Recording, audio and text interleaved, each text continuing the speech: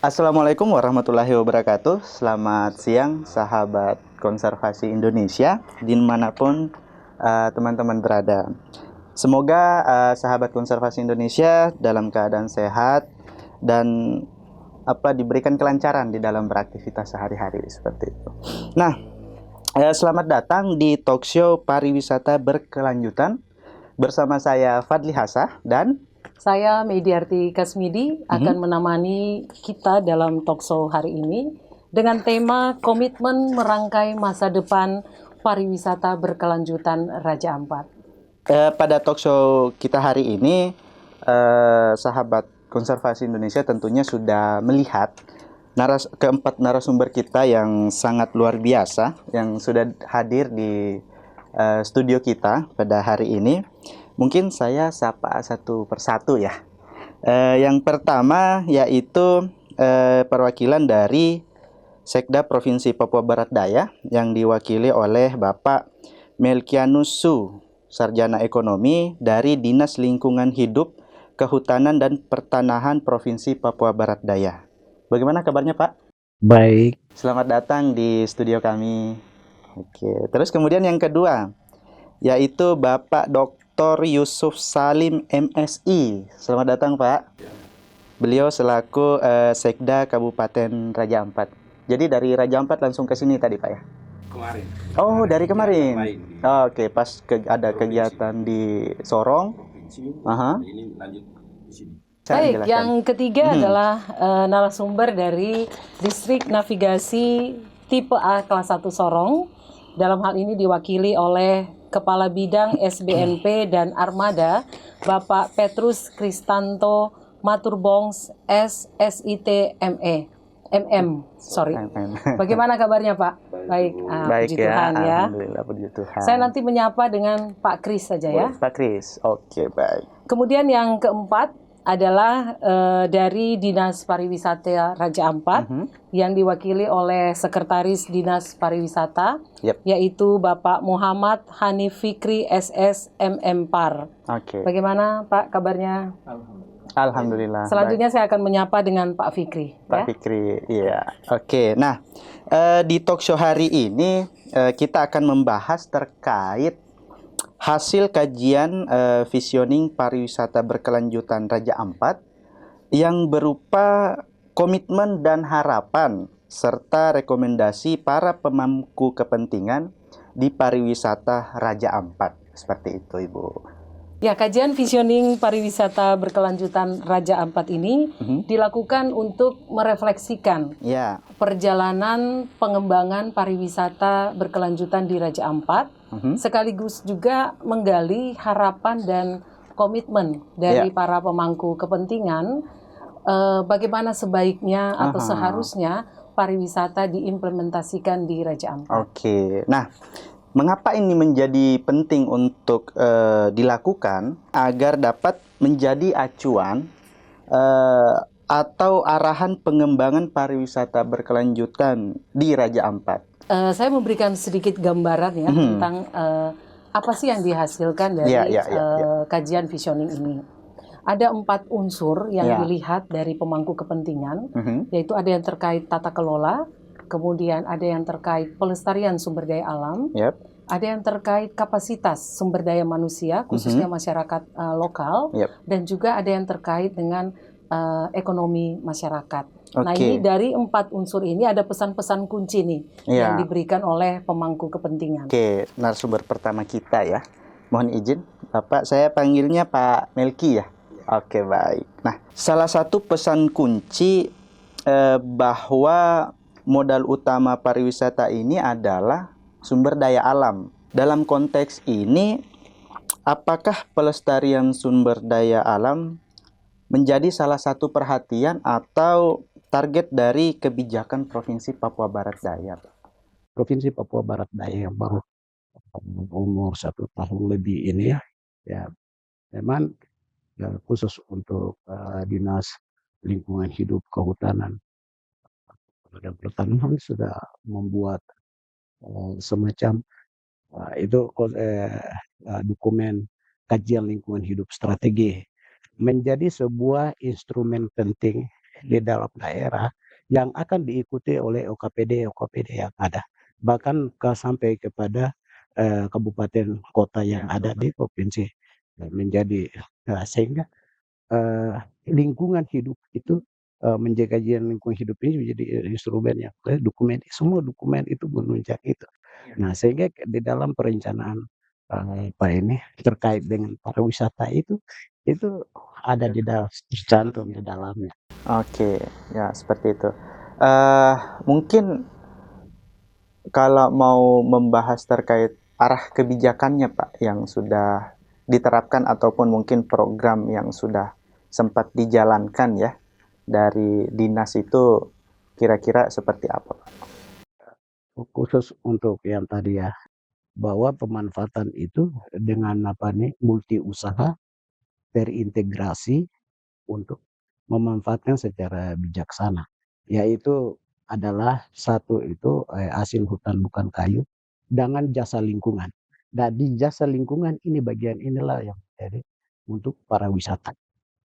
Ya, Selanjutnya. saya mau menyapa Pak Kris dulu ini ya. Oh, Pak Kris dulu. Dari Mantap. Disnaf. Masih dalam konteks yang sama ya tentang pelestarian sumber daya alam. Apakah pelestarian sumber daya alam ini juga menjadi perhatian dan target kebijakan dari distrik navigasi gitu yang diterapkan gitu ya di dalam misalnya mungkin aturan terhadap kapal dan lain-lain. Jadi dari Kementerian Perhubungan itu sudah khususnya dari Kementerian Perhubungan Laut itu sudah banyak mengeluarkan aturan-aturan terkait bagaimana perlindungan maritim. Karena kami di layer di atas yang dimana dari batas atas air sampai dengan 10 sampai dengan 15 meter. Jadi di bawah ya, karena kami mengikuti namanya IMO regulation. Jadi dari organisasi maritim dunia, di seluruh dunia kewajiban kapal-kapal contohnya sampah, contohnya minyak, water ballast management, di mana dia nggak boleh bawa air laut yang diisi sebagai balas, contohnya dari Jakarta ke Raja Ampat. Nah, ini nanti kebijakan daerahnya seperti apa? Ini yang sinkronisasinya itu yang harus di.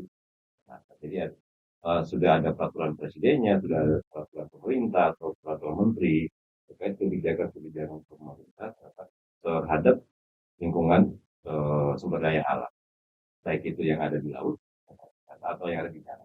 Yang kedua bahwa saat ini juga kami dari Navigasi Sorong itu ada melakukan namanya survei alur untuk penetapan alur memasuki daerah terbatas atau konservasi.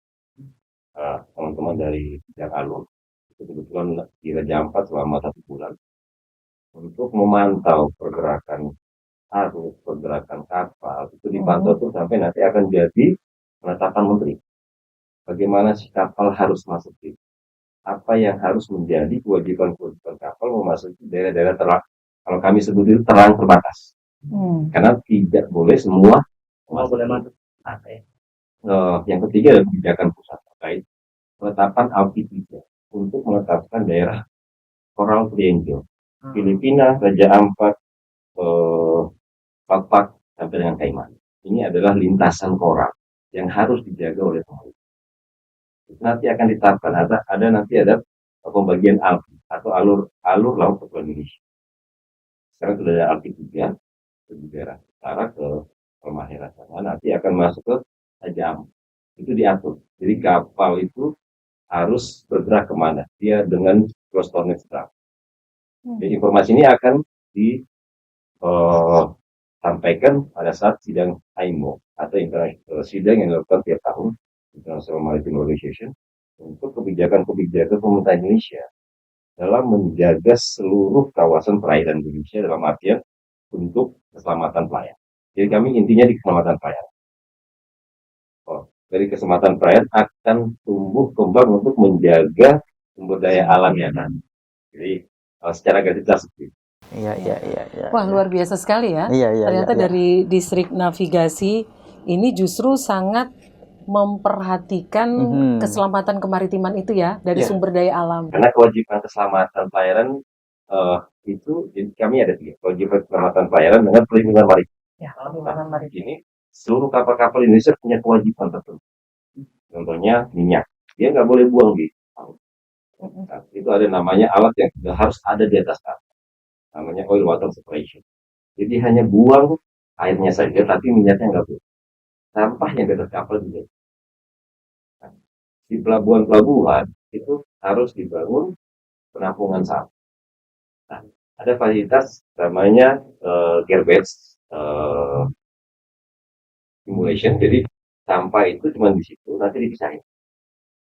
Yang berbahaya akan diangkut untuk diolah atau dimusnahkan. Nah, ini yang nanti dia akan berjalan sejalan dengan kebijakan pemerintah daerah, baik itu provinsi ataupun kabupaten kota yang.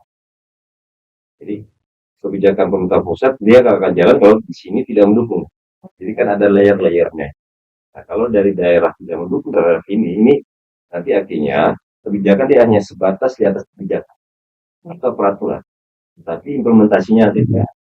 Nah, itu yang kami khususnya dari Divisi Hubungan Laut berusaha bagaimana melakukan kolaborasi dengan seluruh stakeholder, baik itu pemerintah daerah atau LSM ataupun sampai dengan perusahaan-perusahaan pelayaran yang mempunyai kewajiban. Oke, mungkin saya ke Bapak Yusuf Salim. Mau izin Pak ya, selaku Sekda Raja Ampat. Jadi kan selain sumber daya alam nih Pak, kapasitas SDM itu juga bisa menentukan atau sangat menentukan kualitas objek ataupun daya tarik wisata seperti itu, serta kepuasan dari wisatawan. Bagaimana kebijakan dari Pemda Raja Ampat nih Pak, dari Pemda Raja Ampat untuk mempersiapkan SDM yang bisa mengelola pariwisata? Pertama, perlu juga saya sampaikan bahwa kata kunci dari pengelolaan pariwisata ini sebenarnya kolaborasi, kerjasama antara semua sektor, jadi lintas sektor. Tadi saya menjadi di awal itu saya pesimis gitu ya, tapi begitu saya dengar dari navigasi menyampaikan beberapa hal yang tadi disampaikan itu bagi saya sangat menarik. Jadi pemerintah daerah harus mengambil poin ini untuk menjabarkan kembali baik itu dalam bentuk perda maupun perda, sehingga lingkungan di sana bisa terjaga dan lestari. Berkaitan dengan program sumber daya manusia untuk pariwisata, sejak ada Kabupaten Raja Ampat, memang sudah banyak yang kami lakukan. Ya, di antaranya misalnya kita bangun homestay, tidak sekedar program pembangunan fisik saja, tetapi juga non fisik itu ada kegiatan pelatihan, studi tiru dan lain sebagainya. Hanya memang perlu saya garis bawahi bahwa saat ini kita tidak lagi melihat berapa sih jumlah orang yang harus kita bina, ya. Baik itu melalui tadi studi tiru, kita bawa mereka ke luar daerah, ke tempat-tempat wisata yang bagus, ya, dan juga pelatihan-pelatihan. Tapi kita melihat bahwa dari hasil program kita terdahulu, misalnya kita bangun homestay, sudah berapa ratus yang kita sudah bangun, ini OPD terkait harus evaluasi. Dari sekian banyak yang terbangun itu berapa yang berfungsi? Nah, dan yang berfungsi itulah kita lihat sumber daya manusia yang ada di situ. Jangan kita asal bawa saja, misalnya ya, kita karena ini program ini juga saat ini disoroti juga oleh DPRD, mereka juga mendesak kami untuk memasukkan program-program yang berkaitan dengan studi tiru dan lain sebagainya. Tetapi mari kita lihat apa yang sudah kita lakukan, itu kita evaluasi, dan apa yang sudah, apa yang belum. Bagi saya begini, kita tidak harus kejar jumlah banyak orang yang kita bina dan lain sebagainya, tetapi kita kejar kualitas itu. Jadi misalnya mungkin seperti dari 2016 data dia ada di saya itu, setiap tahun itu ada program pelatihan dan lain sebagainya untuk mereka yang bekerja di wisata ini, 40, 50 dan lain sebagainya. Tapi kita tidak lihat jumlah itu lagi. Kita lihat dari 40 setiap tahun yang kita kirim itu atau kita latih itu, berapa banyak yang masih berjalan. Dan program-program yang kita lakukan itu juga kita sedang susun juga ke depan aturan-aturan yang tadi, sekali lagi, bagaimana memberikan peran kepada masyarakat lokal untuk dia tidak jadi penonton. Kami bukan wisata massal, sebagaimana yang tadi Pak Kris sampaikan, dan juga hasil dari tim yang kemarin turun ya, bahwa orang menuju ke satu titik tertentu dalam jumlah yang besar dalam waktu yang bersamaan. Ini kan kami juga sudah lakukan penelitian tentang daya dukung lingkungan. Orang ke spot itu dalam satu hari berapa orang sih? Dan tidak setiap jam harus ada dan lain sebagainya. Hanya mungkin ke depan kita tidak bicara konsep, tetapi mungkin kita lebih mengacu pada aturan-aturan yang mengikat semua pihak. Tapi sekali lagi, untuk merubah mindset itu butuh waktu. Sekarang kita ngomong, besok kita ngomong lagi, besok kita evaluasi dan lain sebagainya. Kadang-kadang kami aparatur pemerintah ini kadang-kadang hanya melihat program di awal, tidak melakukan evaluasi, terus bikin program baru lagi. Nah, tanpa kita lihat sebenarnya program pertama dan kedua ini ada nggak keterkaitan. Kadang-kadang kita hanya kejar ya apa ya istilahnya program, tapi kita tidak lihat dampak. Nah, sehingga ke depan ya semoga saja dengan pemerintahan baru ke depan ada semangat baru, semua ini kita rubah. Jadi sekali lagi saya sudah sampai pada titik secara pribadi ya, walaupun saya hadir sebagai sekda, saya sangat prihatin terhadap lingkungan ya khususnya wisata di Raja Ampat. Saya mendengar banyak minta maaf dari provinsi. Saya berharap tadi yang saya bilang awal bahwa harus ada kolaborasi kerjasama ini. Kita tidak bisa melepas Raja Ampat begitu saja. Kita tidak mengizinkan begitu saja misalnya usaha-usaha tambang datang. Kan pengolahan tambang itu di Indonesia ini bukan cuma Raja Ampat, di tempat lain. Oke lah Raja Ampat kita fokus untuk wisata, soal pertambangan mari kita lihat yang lain.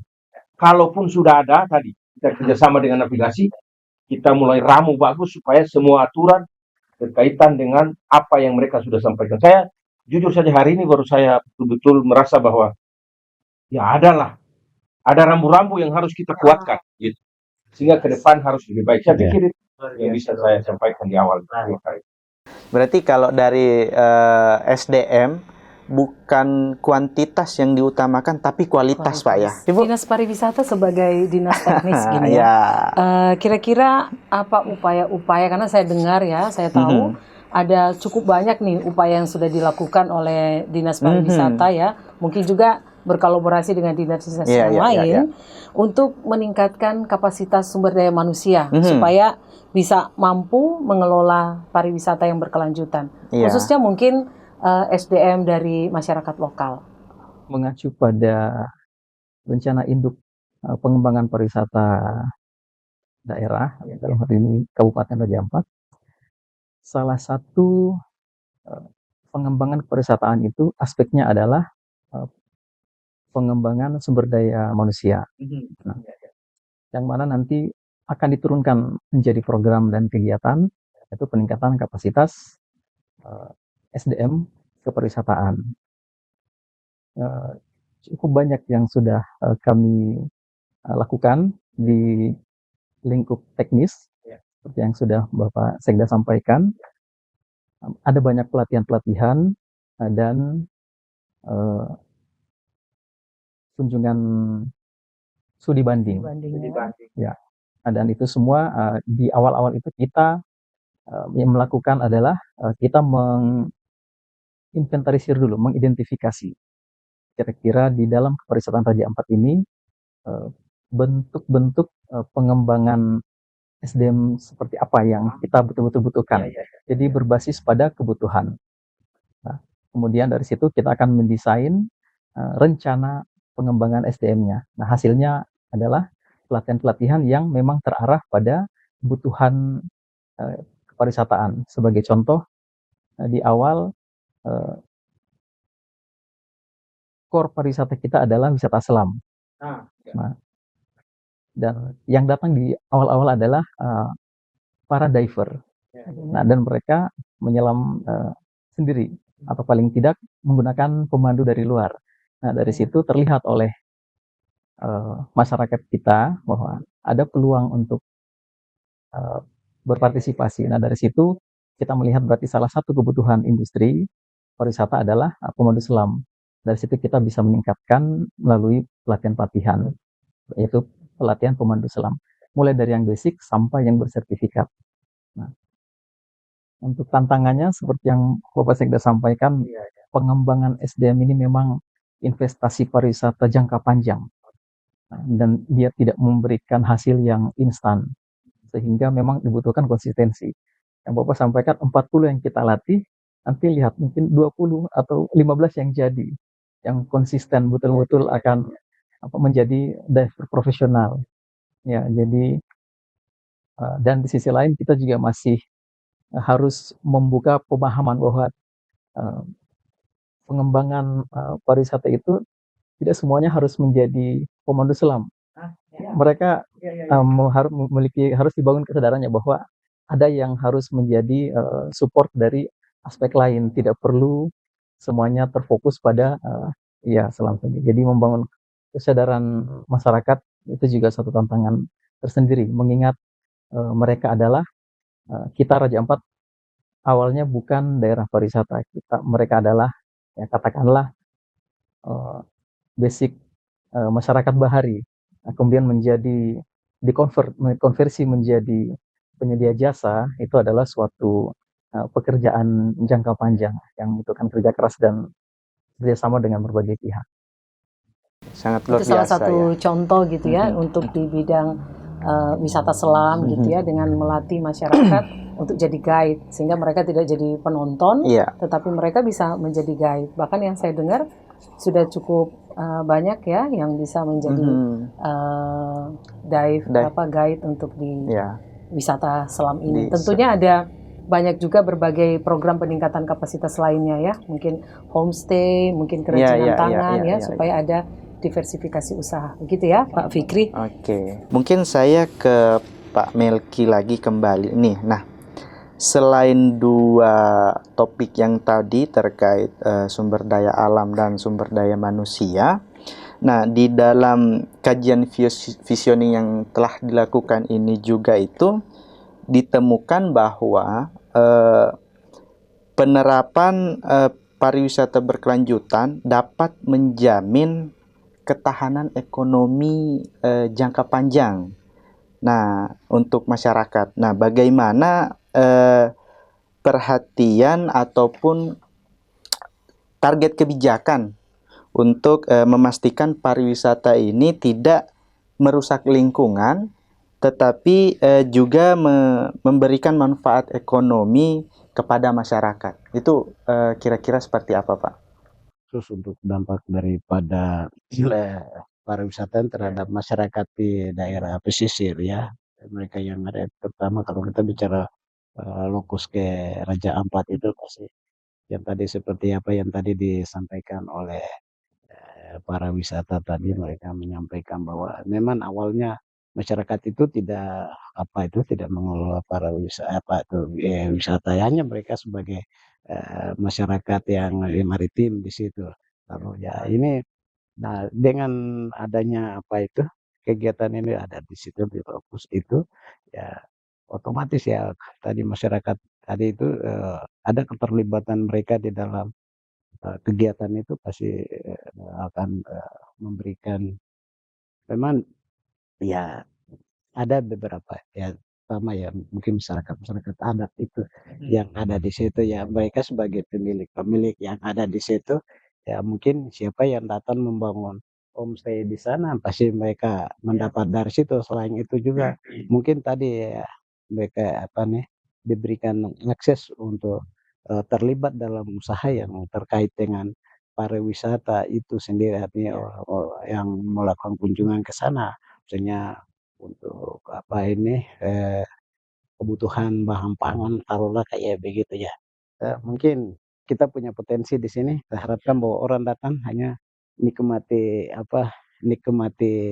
keindahannya, lalu dia taruh uang, tinggal di situ untuk masyarakatnya. Itu yang mungkin kita harapkan dari kegiatan-kegiatan yang sebenarnya berdampak terhadap itu masyarakat yang ada di daerah, terutama mereka yang ada di daerah pesisir dan mempunyai wilayah di sekitar itu, terutama masyarakat Papua yang ada di sana. Berarti memang dampak dari pengembangan pariwisata ini akan sangat berdampak ya secara ekonomi ke masyarakat. Saya mau tanya ke Pak Sekda Raja Ampat. Iya. Tadi kita sudah dengar ya bahwa salah satu hal yang penting juga diangkat dari hasil ini adalah tentang ekonomi masyarakat, di mana pariwisata ini amanah wajib harus memberikan manfaat ekonomi kepada masyarakat lokal. Nah, di Raja Ampat sendiri gitu, apakah ada kebijakan yang memberikan ruang kepada ekonomi masyarakat atau yang melindungi untuk ekonomi masyarakat lokal? Ya, baik.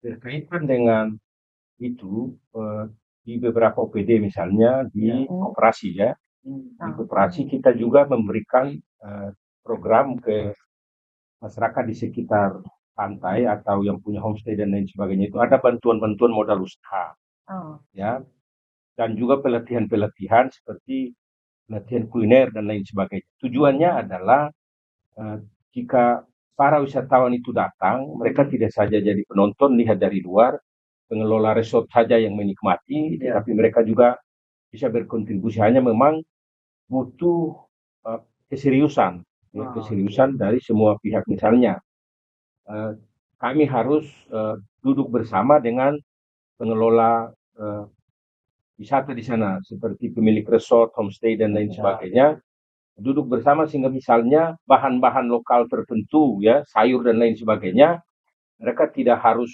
kesorong dan lain sebagainya. Mereka bisa manfaatkan hasil di sana. Tetapi lagi, apakah OPD terkait misalnya Dinas Pertanian sudah melakukan hal-hal berkaitan dengan tadi untuk menyiapkan lahan, bagaimana mereka menanam sayur sehingga sayur itu berkualitas, bagaimana yang dipersyaratkan. Karena orang datang ke Raja Ampat itu beda dengan orang datang ke Bali. Yang datang ke Raja Ampat itu pemodal. Mereka punya kelas sudah, ya maksudnya sudah high class.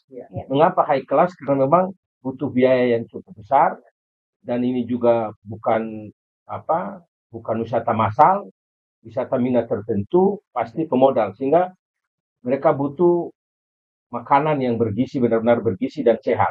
Kalau seperti ikan pasti kami jamin oke, tetapi sayur, mayur dan buah-buahan ini juga menjadi tantangan bagi kami untuk menyiapkan masyarakat supaya mereka tidak jadi penonton. Tetapi sekali lagi, dari awal saya sampaikan tadi sudah dijelaskan juga oleh istri dari pariwisata bahwa merubah mereka ini butuh waktu, butuh proses. Dan sekali lagi, sebuah objek kegiatan pemerintah jika tidak berdampak ekonomi itu tidak mendapat dukungan yang maksimal dari masyarakat.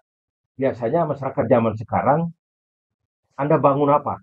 Ada nggak manfaat untuk kami? Kalau tidak ada manfaat, sehingga memang pemerintah harus lebih dilihat lagi untuk melihat itu. Kira-kira selama ini misalnya sayur dibawa dari Sorong, kenapa dibawa dari Sorong? Kenapa tidak diambil dari Raja Ampat misalnya? Nah, ini kan kami harus baca ini dengan baik sehingga kita bisa lakukan hal-hal yang paling tidak memberdayakan masyarakat lokal. Jadi memang butuh. Kalau saya secara pribadi bukan aturan sebenarnya yang harus kita buat untuk mengikat, tetapi bagaimana kita lebih terus-menerus memberikan pemahaman pada mereka. Masih banyak yang harus kami buat. Masih banyak yang harus kami buat. Supaya Raja Ampat lebih baik ke depan. Pikir itu. Ya, menciptakan rantai pasar ya Pak ya. Jadi bagaimana dari industri yang satu ketika dia membutuhkan bahan lokal, masyarakat menyiapkan kebutuhan itu sehingga ada rantai pasar di situ ya. Makasih Pak Sekda. Mungkin saya lanjut ke Pak Fikri ya, Pak Fikri. Nah, selaku Dinas Pariwisata Raja Ampat nih, program yang sudah dijalankan Pak oleh Dinas Pariwisata terkait dengan pertumbuhan ekonomi masyarakat lokal melalui pariwisata. Kira-kira seperti apa Pak? Sebagaimana yang sudah disampaikan oleh Bapak Sekda, kebijakan pemerintah daerah tentu adalah kebijakan yang berpihak pada masyarakat lokal.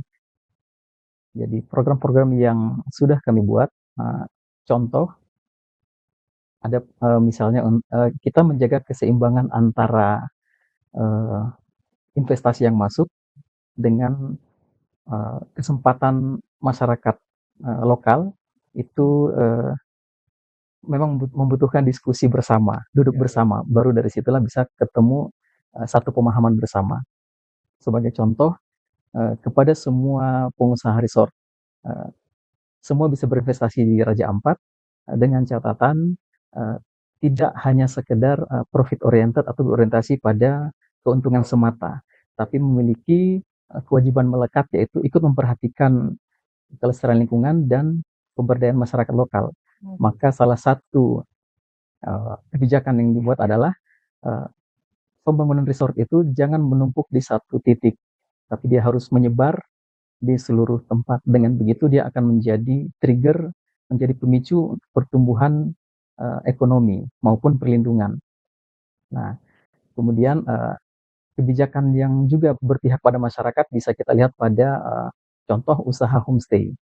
Usaha homestay adalah salah satu jenis usaha yang hanya diperuntukkan bagi masyarakat lokal, sehingga kami menutup pintu bagi investasi dari luar yang bergerak di bidang yang sama. Jadi mereka harus mengambil di atas homestay, entah lodge atau resort. Nah, itu harus lebih tinggi, tidak boleh bersaing dengan masyarakat lokal. Sehingga dan untuk masyarakat lokal, pelaku homestay ini selain kita memberikan privilege seperti itu, juga kita support dengan program-program bantuan perlengkapan homestay maupun pelatihan-pelatihan untuk meningkatkan kemampuan mereka dalam mengelola homestay tersebut. Ini selain harapan-harapan ya dari para pemangku kepentingan, tapi juga ternyata ada kekhawatiran nih Pak Sekda dari para pemangku kepentingan. Mereka mengkhawatirkan selain tadi ada terkait sumber daya alam gitu ya, tetapi mereka mengkhawatirkan bahwa pariwisata itu bisa menggerus budaya masyarakat lokal, bisa merusak atau mengubah gitu ya budaya masyarakat lokal. Contoh kasus yang sudah terjadi kemarin sempat terangkat adalah turis masuk di dalam kampung pemukiman, di mana di situ juga ada anak-anak ya, orang dewasa dengan berpakaian yang tidak sopan, kemudian perilaku-perilaku yang buruk seperti mabuk di tengah kampung dan hal-hal lain gitu. Nah, ini dirisaukan oleh masyarakat khususnya dan industri wisata juga menyampaikan bahwa memang perlahan-lahan ketika ini dilakukan terus-menerus, maka itu bisa mengganggu tanpa kita sadari, merusak budaya masyarakat lokal. Bagaimana Pemda Raja Ampat menyikapi hal ini? Ya, benar sekali apa yang disampaikan bahwa jika ini kita biarkan, maka adat istiadat maupun budaya-budaya lokal bisa terus ya. Karena sekali lagi orang datang dengan latar belakang yang berbeda ya, dengan pemahaman yang berbeda. Tapi pemerintah punya kewajiban mengatur sedemikian rupa sehingga ini tidak terjadi. Caranya adalah kami harus mengundang para pemilik homestay dan resort atau travel-travel yang mendatangkan para wisatawan untuk memberikan pemahaman-pemahaman kepada para wisatawan sebelum dia harus ke lingkungan masyarakat.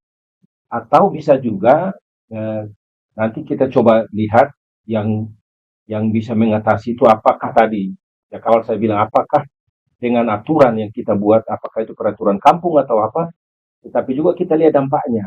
Jangan sampai dengan peraturan itu membuat minat orang datang kurang. Tetapi sekali lagi, ini tidak bisa kita anggap sebelah mata gitu. Kita harus, atau kita melihat sebelah mata, kita harus lakukan dengan sungguh-sungguh. OPD terkait seperti pariwisata harus duduk bersama tadi, disampaikan oleh pariwisata. Duduk bersama kita melihat, kami punya angan-angan ya. Raja Ampat ini kalau ada di pikiran saya dengan beberapa orang yang ada di tim Raja Ampat ini, kita ingin orang datang ke Raja Ampat, dia harus tahu aturannya, batasan adat istiadatnya, karena kan tidak mungkin pemerintah mengawasi satu persatu. Orang turun diving misalnya, kita harus di sana, dia ke kampung, kita harus temani dan lain sebagainya. Tetapi di saat mereka masuk di hotel, mereka sudah dapat briefing dari pemilik. Tetapi bagaimana isinya, itu dari pemerintah. Itu yang disiapkan. Kita siapkan. Bila perlu pamflet dan lain sebagainya, sehingga sebelum mereka datang, mereka sudah tahu kita ke sini, tidak boleh begini, tidak boleh begitu. Tapi memang sekali lagi, ini fenomena yang muncul di mana-mana. Jika kita mau jadi tempat wisata, maka kita harus menerima risiko ini. Tetapi mari kita minimalisir risikonya supaya tidak cepat tergerus. Tapi sekali lagi, ya harapan saya cuma satu, dengan adanya kita dengan semangat baru, mari kita tata kembali pariwisata Raja Ampat ini supaya dia menggeliat lagi. Saya jujur saja, masih menggeliat tetapi tidak menggeliat banget. Itu Nah, bahasa Prancis. Kalau bahasa kita bilang kurang begitulah. kurang begitu ya. Begitulah. Jadi sekali Iya, lagi iya, iya. apa ya? Ya kita berharap ke depan Aha, Raja Ampat harus benar-benar jadi kota wisata yang ya eksklusif. eksklusif. Kita tidak bisa kejar Bali. Ya, Kita tidak bisa. setuju sih. Jadi kita punya ciri khas sendiri dan ini harus kita jaga dan kita rawat. Ya, ya, ya, ya, Ya, ya, ya, ya. terus menerus. Kita hanya kejar banyak orang datang, Itu. habis lingkungan kita. Betul. Setuju. Habis. Luar Orang biasa. ingin menyelam, kenapa datang berbondong-bondong menyelam? Karena dia berteman dengan selain karang yang indah, tetapi juga ikan-ikan Ikan. sahabat dengan dia. Ya. Tapi kalau begitu orang banyak datang dengan lalu lalangnya, Ya. angkutan, Iya, iya, iya, iya. selesai lingkungan itu menjadi hilang. Ikan hilang. Sehingga Raja Ampat tinggal nama. Hmm. Kami yang generasi awal ini jadi tempat sumpah serapah dari generasi berikut.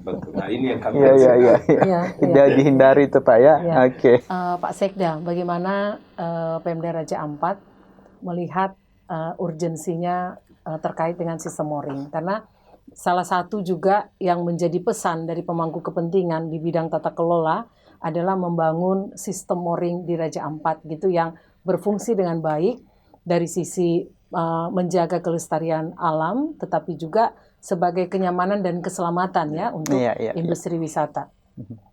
Ya, ini sebenarnya mooring ini kan kita sudah bahas.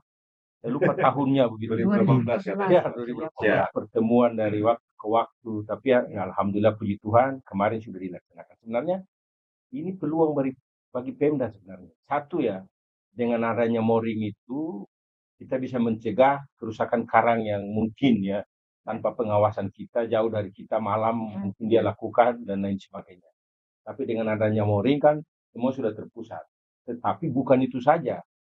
Jika Pemda mengalokasikan anggaran untuk membangun itu, ada dasar bagi dia untuk dia bisa memungut untuk kepentingan Pemda itu sendiri maupun kesejahteraan masyarakat. Sekarang kalau kita tidak buat apa-apa, terus kita datang di kapal swasta, karena kita Pemda tepuk dada, saya minta sesuatu misalnya. Ada yang harus kita pungut itu tentangan. Ya, tetapi jika kita bangun fasilitasnya, kita punya hak juga. Pemerintah. Ya, saya sudah bangun nih, Anda datang. Sebenarnya, tapi intinya sebenarnya ada beberapa hal yang akan kami lakukan ke depan. Jika sistem ini yang tadi saya bilang, kita MOU dengan salah satu vendor yang kerja yang sudah melaksanakan di Labuan Bajo itu jadi, maka suka tidak suka, mau tidak mau, kapal-kapal harus stay di Raja Ampat. Ya, harus stay di Raja Ampat.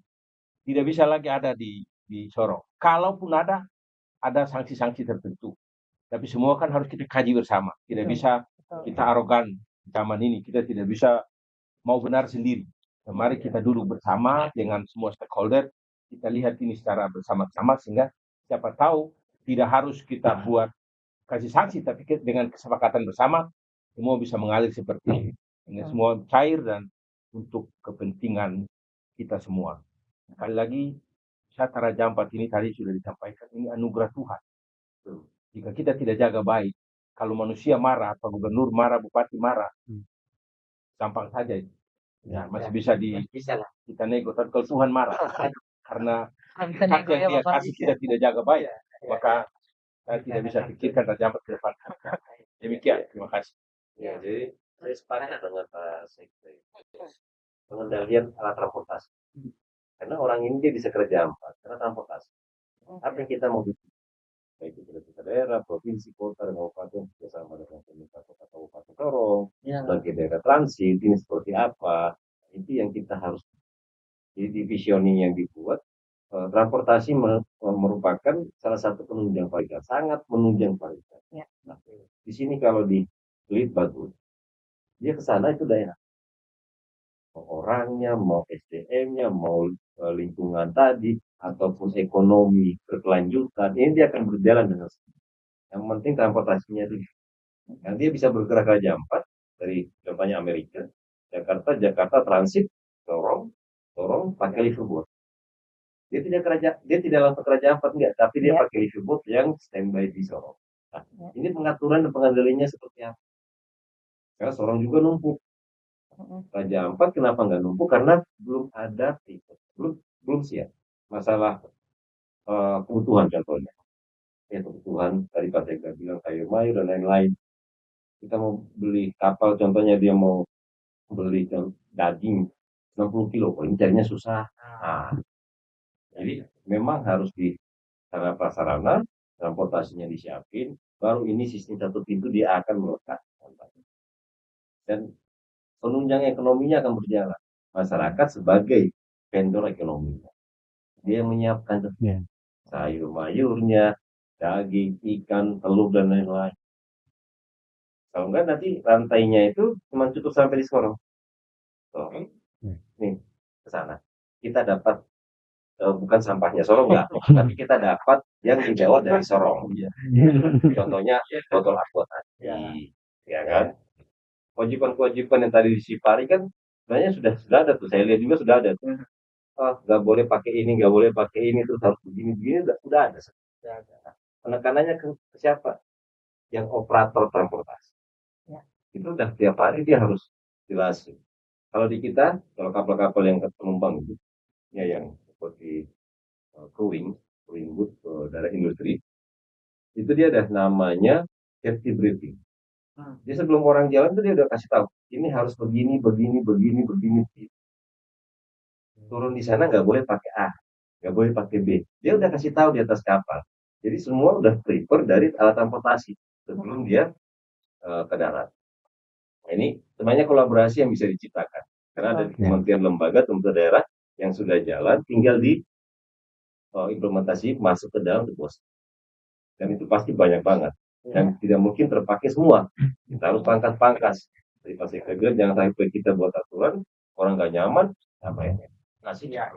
Mau aturannya ketat banget. Padahal dia mau datang santai. Mungkin saya ke Pak Fikri ya, Pak Fikri. Apakah sudah ada aturan ataupun kebijakan terkait bisnis eco-friendly ini untuk pariwisata industri yang beroperasi di Raja Ampat seperti itu? Ya, baik.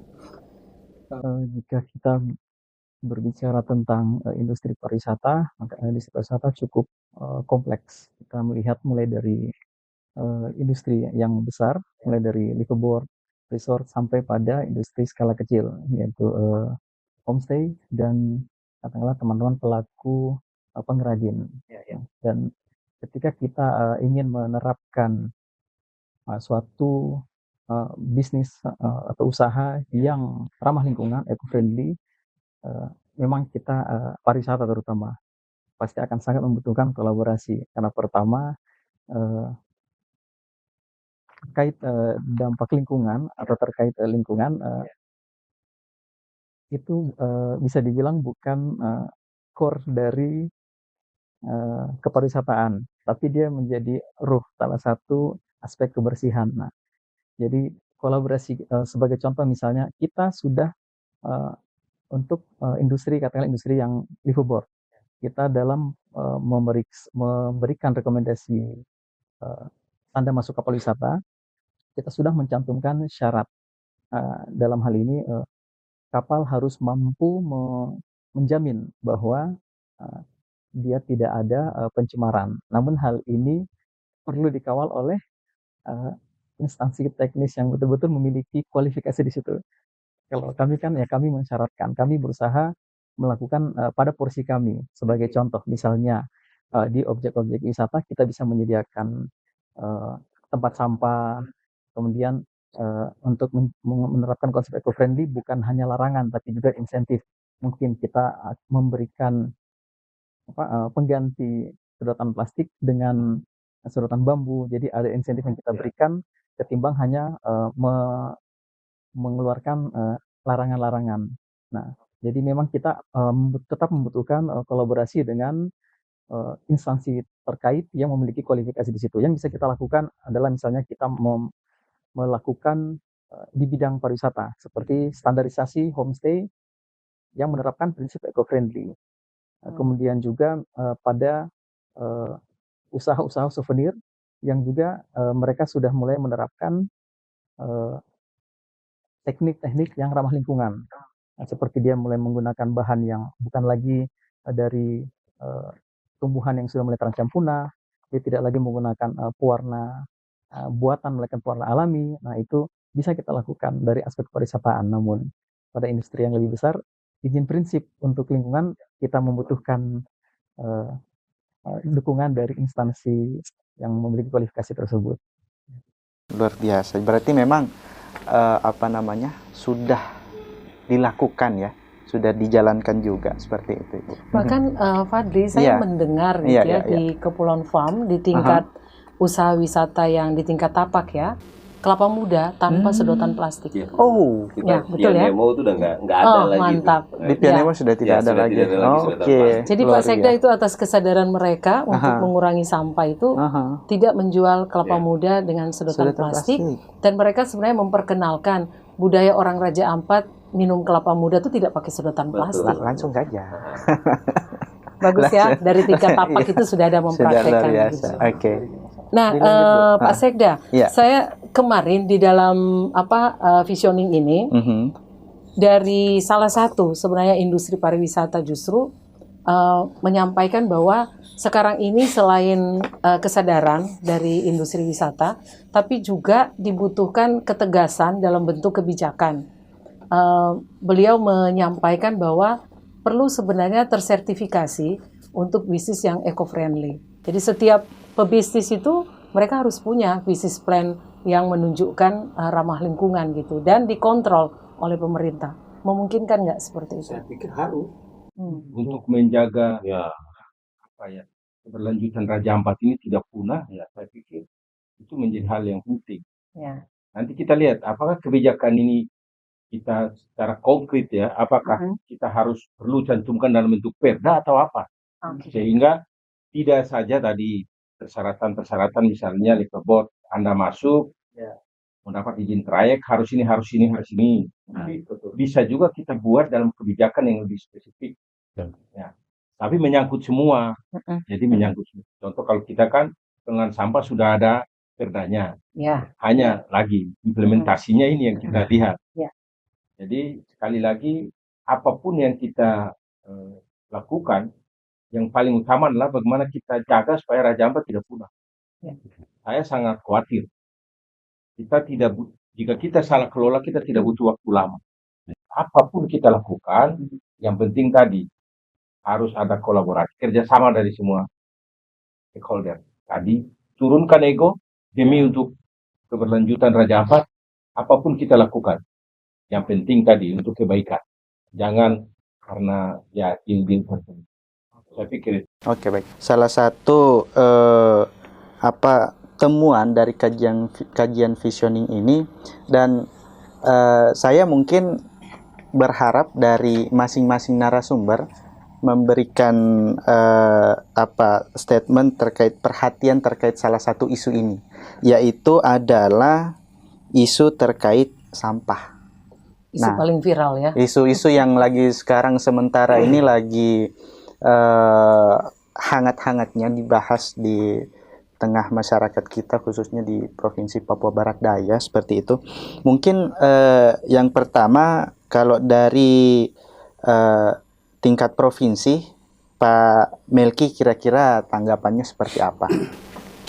Ya, baik, terkait dengan isu sampah, memang kita melihat itu dampak dari pemukiman di sekitar. Jadi kita mungkin di Sorong, Kabupaten Sorong, kita di Kota Sorong, pasti ini merupakan suatu ekosistem yang tidak bisa kita pisahkan. Kita taruh misalnya buat sampah di sini pasti berdampak ke Raja Ampat. Ya, betul. Pasti seperti itu. Karena kita bicara tentang ekosistem. Iya. Ini interaksi ini pasti terjadi. Iya. Arus laut, apalagi angin dan apa segala macam itu membawa ini ke sana. Ini mungkin kesadaran ini mungkin dari provinsi itu kepada seluruh kabupaten kota yang kita menganggap sebagai aset kita dan tadi itu merupakan anugerah Tuhan kita pelihara itu. Nah, untuk itu ya memang Pak Kepala Dinas masih seputar kita membuat aksi, yaitu pertama itu kita buat untuk plastik sekali pakai itu untuk kita mengkampanyekan untuk hindari. Ya. Mungkin kalau misalnya itu saya bilang Pak Kadis, kalau ini kita mengambil lebih baik kita pakai noken dari kulit kayu, biar akan ramah lingkungan. Misalnya kita buang di mana dia busuk ya, ditaruh di toko-toko semua. Seperti itu. Kita belanja pakai noken itu. Kita mesti tanam pohon-pohon itu di hutan sana. Setelah itu kulitnya di ini masyarakat bisa pakai kan anyaman-anyaman itu. Ya, baik, luar biasa ya dari. Saya punya mama itu akhirnya bikin apa itu noken. Iya. Bakar sagu paling ahli sekali. Oke, luar Saya karena biasa. tinggal kelahiran saya di kampung jadi saya Oke. Kebetulan ini kan Raja Ampat ini. Aha. Nah, saya kemarin kan yang mengidentifikasi 7 suku Moy itu. Aha. Termasuk di sana adalah Maya. Oh, oke, masuk ya. Ya, termasuk dalam komunitas itu. Mulai Abunji, Abunta, terus ada Kili, ada Kelabra, ada Salkema, ada Lemas, ada Maya. Oke. Luar biasa. Terus Siap. Jadi kami suku Moy mempunyai punya pemerintah itu punya aset itu pemerintah provinsi Papua Barat ada di sini ya, Kota Sorong, Kabupaten Sorong, Kabupaten Raja Ampat, Kabupaten Tambak. Oke, luar biasa. Jadi itu.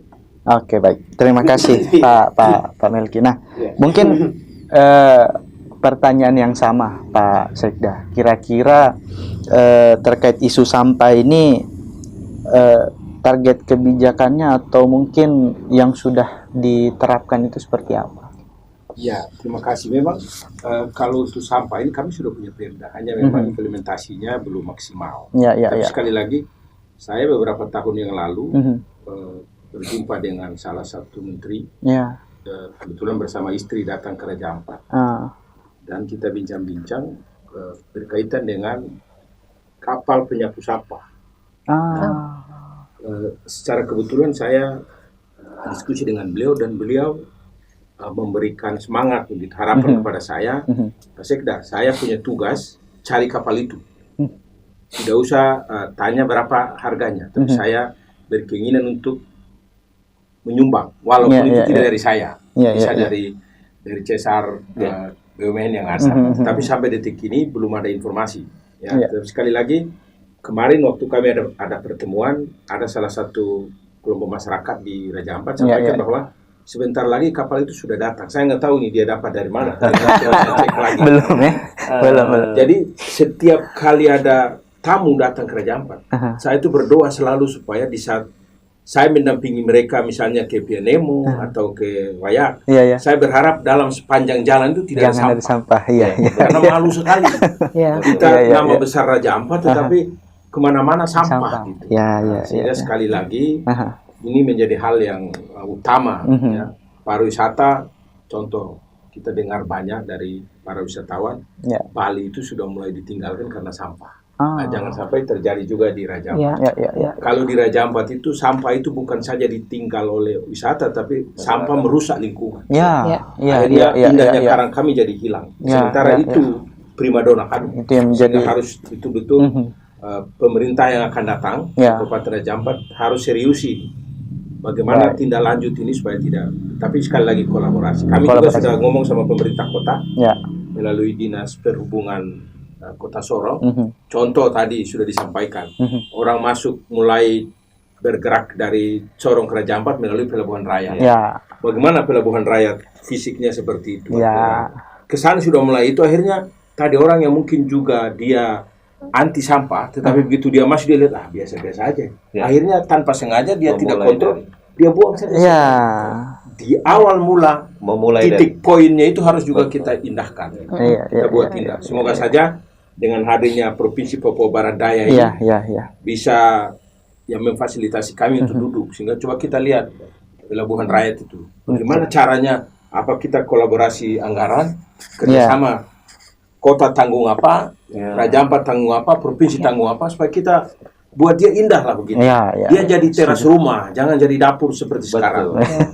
Setuju. Ada pintu masuk ya Pak. Setuju. Harus cermin juga ya. Harus ada. Wajah yang cerah. Betul. Saya lihat itu, saya tunduk tidak mau angkat kepala. Kalau lewat saya pakai masker. Sama. Takut orang lihat. Gitu. Iya.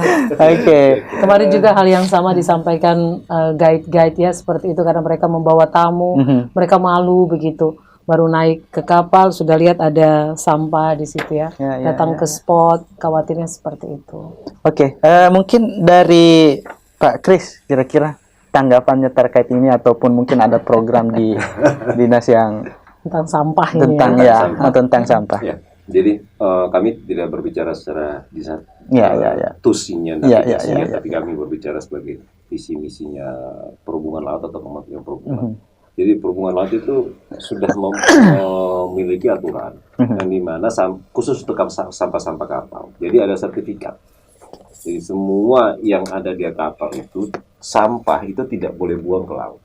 Apa kecuali yang bisa terurai. Itu ada pembagiannya, dan di pelabuhan wajib untuk menerima sampah. Nah, itu ada kontribusi sebenarnya. Seperti kapal penumpang yang besar itu, yang pelni, setiap masuk sorong itu ada truk sampah. Disampaikan ke situ, ada kontribusi yang diberikan oleh pengguna jasa ke penyedia sampah tadi. Jadi ekonomi itu dia bukan hanya berjalan karena sampahnya tadi, tetapi ada timbal balik positif, kayak pariwisata tadi. Siapa yang bawa sampah, siapa yang menerima sampah, oke, saya kasih fasilitasnya nih, tapi ada loh sedikit berupa kontribusi atau apa yang orang bilang, ya udah, kotor sampah situ bayar. Saya sepakat dengan tadi Pak Sekda, ada kapal pengangkut sampah. Nah, implementasinya dirubah dari darat ke laut. Ada truk sampah. Ciptakan satu kapal hanya untuk ngambil sampah setiap hari. Nah, entah itu di homestay, entah itu di kapal-kapal, di resort. Ini kan ada kolaborasi. Dalam artian ada bisnisnya, ada pengawasannya, ada pelaksanaannya. Nah, jadi aturan undang-undang sampai dengan aturan daerah, provinsi itu dia akan berjalan dengan baik. Yang penting kolaborasinya enak, pasti semua enak. Tadi Pak Sekda bilang tanda kutip turunkan ego, luar biasa. Jadi, kita harus nyelam, harus turun ke bawah kok. Ya kan? Untuk melihat indah itu bukan di atas. Ada di atas. Lebih indah ada. Tapi untuk melihat keindahan Raja Ampat harus turunkan ego supaya bisa lihat yang karang luar biasa. Ini bisa jadi quote of the day. Jadi di kapal juga ada namanya sertifikat oil pollution untuk udara. Dia harus memiliki itu. Jadi gas buang yang dari kapal itu udah tidak boleh mencemarkan udara, bukan hanya di perairan tapi udara. Itulah kami implementasi dari Kementerian Perhubungan, khususnya dari Dirjen Perhubungan Laut, implementasi dari aturan internasional. Jadi dunia yang minta ini, alamnya kamu yang jaga. Kita bagaimana ya silakan. Mau di Pak Sekda bilang studi tiru, ya saya sepakat studi tiru, jangan studi banding. Jangan membanding-bandingkan. Ada lagunya ya, ojo dibanding-bandingkan.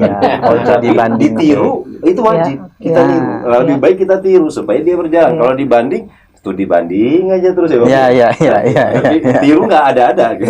Mungkin itu dari kami. Luar biasa. Mungkin yang terakhir dari Dinas Pariwisata Raja Ampat, kira-kira tanggapannya ya terkait sampah yang tadi.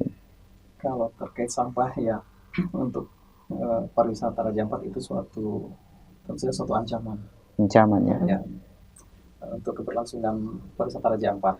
Namun tetap optimis, masih dengan upaya kolaborasi kita pasti dan kemauan yang kuat untuk bersama-sama mengatasi masalah ini pasti bisa. Kami di dalam aspek pariwisata sudah mencoba misalnya menghimbau kepada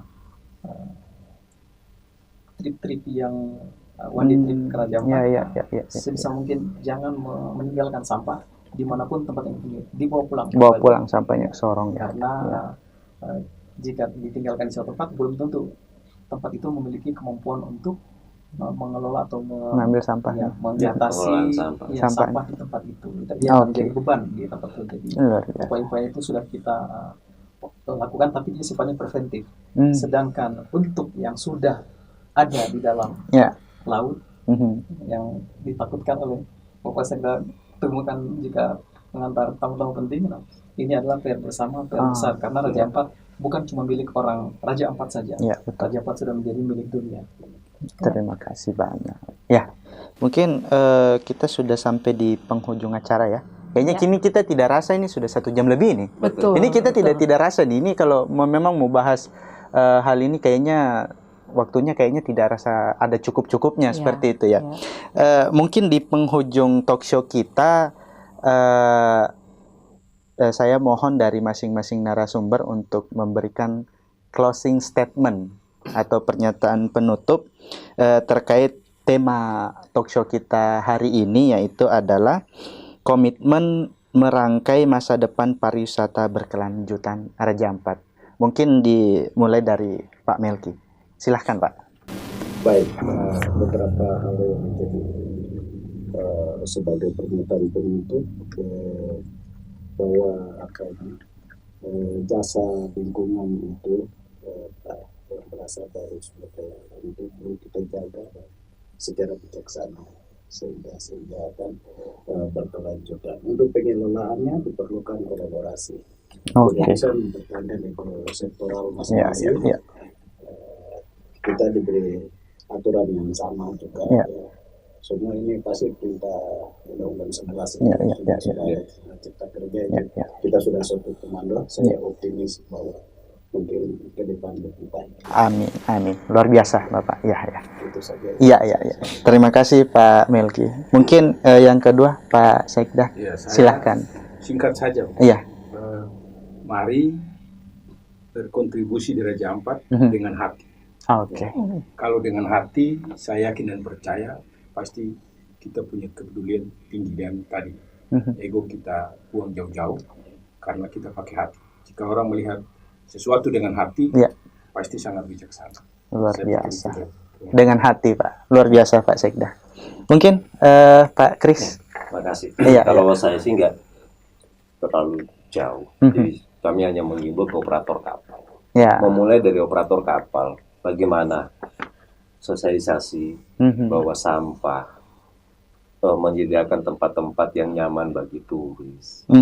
Karena teman-teman transportasi atau di Fubot ini yang membawa. Jadi kami mengimbau kepada seluruh operator kapal, siapin semuanya dengan baik untuk menuju pariwisata Raja Ampat yang berkelangsungan dan nyaman sampai dengan anak cucu. Mungkin. Luar biasa. Yang terakhir Pak Fikri dari Dinas Pariwisata. Raja Ampat sudah sering kita gembar-gemborkan sebagai sekeping surga yang jatuh ke bumi. Betul. Saya sampai merinding. Tiba-tiba ini suatu hal yang berat untuk dipertanggungjawabkan. Jadi, tidak cukup berhenti pada suatu kebanggaan, tapi buktikan dengan hati bahwa kita layak menjadi orang-orang yang menjaga surga yang jatuh di bumi, dan orang-orang yang berkunjung pun harus menunjukkan komitmen bahwa mereka layak untuk mengunjungi surga yang ada di bumi. Luar biasa. Keren. Seperti itu Pak ya. Terima kasih banyak Pak Fikri.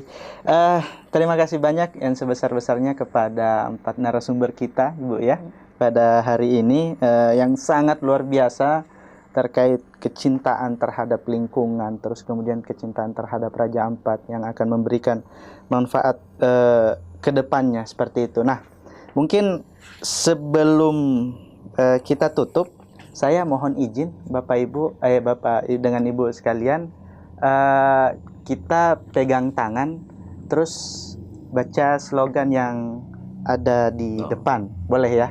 Untuk kita sama-sama. Ya, gandengan tangan. Kita begini ya. Oke. Ya. Begini ya.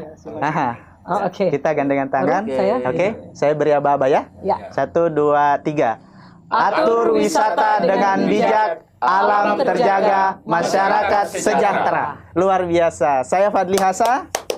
Saya Media Artika Smini. Kami pamit undur diri di talk show kita kali ini. Terima kasih semuanya.